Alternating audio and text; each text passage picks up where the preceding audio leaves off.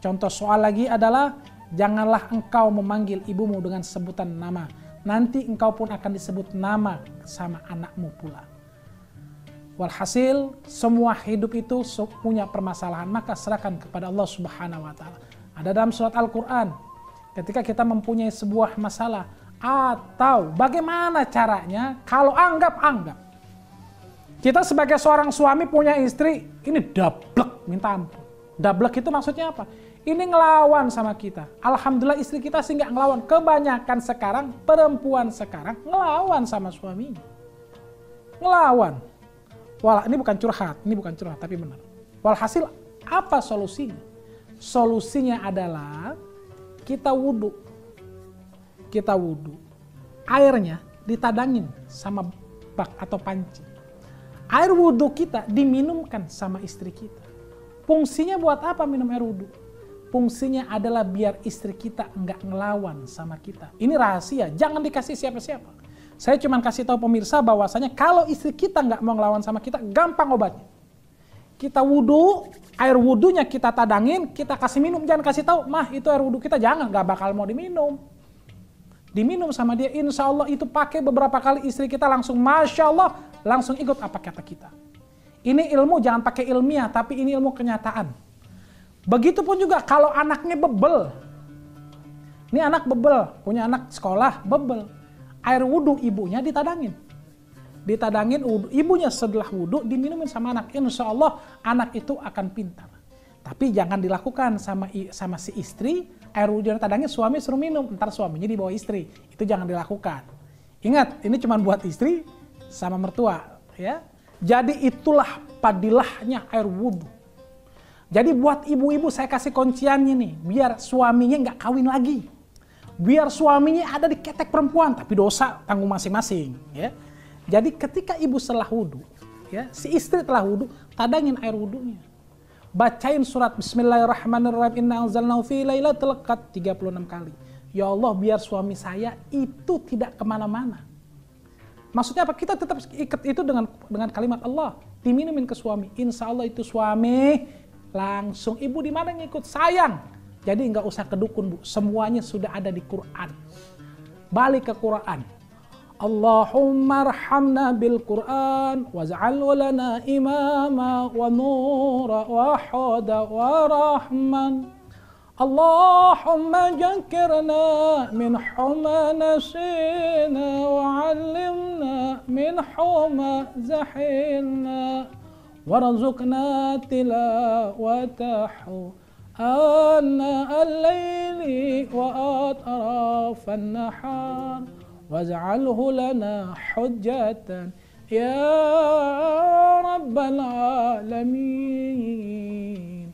Kita gali semua Quran, karena di dalam Quran setiap permasalahan akan terselesaikan. Jadi kalau suami ibu udah kelihatan mau kira-kira poligami, bacain itu surat. Ya Allah, saya yakin dengan membaca surat Inna anzalnahu fi lailatul qadr, suami saya nggak nikah lagi. Walaupun itu sunnah. Kalau saya, ya ibu doain biar bisa. Tapi mertua nggak marah kan gitu. Jadi galilah Al-Quran. Insya Allah setiap permasalahan ada kuncinya, ada jawabannya di Al-Quranul Karim. Jadi ketika ibu kira-kira suaminya udah habis reunian ketemu mantan, itu bahaya, Bu. Jangan pernah biarkan suami ibu itu reunian, akan terjadi perselingkuhan. Itu banyak faktanya. Kalau saya bilang suami ibu reunian, jangan dikasih kecuali saya. Kalau bapak punya istri reunian, jangan dikasih kecuali bapak. Kan gitu. Walhasil kalau kejadian reunian ibu bacain tuh, habis sholat Bismillahirrahmanirrahim, Inna anzalnahu fi lailatul qadr wa ma adraka ma lailatul qadr, terus. Habis dibacain ibu bilang, ya Allah dengan berkahnya surat Inna anzalna, suami saya jangan nikah lagi, minumin. Walaupun itu sunnah. Nikah lagi sunnah, Bu. Saya juga mau sebenarnya, cuma takut sama mertua.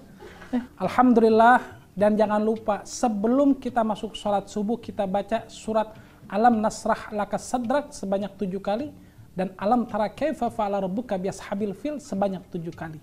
Saya dapat ini amalan dari saya punya kiai, yaitu Romo Yai Anwar Lirboyo. Siapa yang membaca ini, Allah Subhanahu wa Ta'ala jauhkan dari semua penyakit. Allah Subhanahu wa Ta'ala lancarkan kita punya rizki, dijauhkan dari segala macam bala. Baca amalan ini karena apa? Yang kita baca dapatnya nasnya langsung dari Yai Anwar, terus nyambung ke Rasulullah SAW. Pesan saya, bergurulah kepada guru yang memang nasnya langsung nanti ke Rasulullah SAW.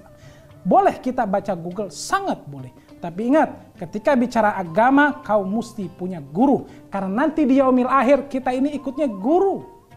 Kenapa saya bilang nanti tuh rombongannya ikut guru? Siapa bendera kita? Bendera kita Rasulullah SAW. Bagaimana kita mengenali Rasulullah SAW? Dari kita punya guru, karena guru kita berguru sampai Rasulullah SAW. Jadi jangan lupa banyak berselawat, membanyak membaca Al-Quran. Itu aja. Mari kita tutup dengan doa. Doa ini insya Allah menjadi keberkahan kita semua. Kita baca surat yang memang paling cakep dan paling mujarab. Bismillahirrahmanirrahim. Allahumma salli ala Sayyidina Muhammad wa ala ali Sayyidina Muhammad. Bismillahirrahmanirrahim. Qul huwallahu ahadullah samad. Lam yalid wa lam yulad wa lam yakul lahu kufuwan ahad. Rabbana atina fid dunya hasanah wa fil akhirati hasanah wa qina adzabannar. Rabbighfirli wa li walidayya warhamhuma kama rabbayana shaghira. Bismillahi ala nafsi wa mali wa ahli. Wa sallallahu ala Sayyidina Muhammad nabil ummi wa ala alihi wa sahbihi wa barik wa sallim. Kenapa kita mesti baca surat Al-Ikhlas? Karena di situ ada as-samad. Karena kita selalu butuh pertolongan dari Allah Subhanahu wa taala. Ingat, kita hanya butuh Allah. Kita tidak butuh siapapun. Ketika kita membutuhkan Allah, maka kebutuhan kita semuanya rapi. Dan kenapa tadi ditutup bismillahi ala nafsi wa mali wa ahli? Ya Allah, saya titip atas diri saya, keluarga saya, dan harta saya. Begitu, wabillahi taufiq wal hidayah.